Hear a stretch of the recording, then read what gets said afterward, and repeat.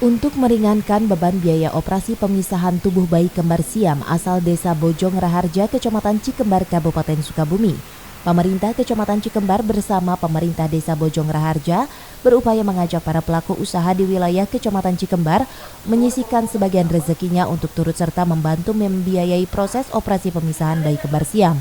Ajakan ini dilakukan oleh pemerintah Kecamatan Cikembar bersama pemerintah Desa Bojong Raharja sebagai bentuk kepedulian terhadap bayi kembar siam yang bernama Zahira dan Zaina yang lahir pada 28 Juni 2021 lalu melalui operasi sesar di Rumah Sakit Hasan Sadikin, Bandung. Bayi kembar siam anak pasangan Abdul Musli dan Evi Susanti yang merupakan warga perumahan Permata Indah, Desa Bojong Raharja, Kecamatan Cikembar, hingga saat ini harus menjalani proses operasi pemisahan tubuh.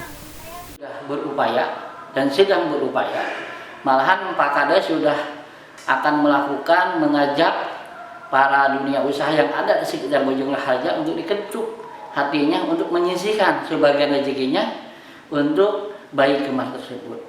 Dan dari kecamatan juga sudah berapa kali ke sana untuk melihat perkembangan bayi kembar tersebut, dan selama ini bayi kembar tersebut dalam pengawasan dari bidan desa.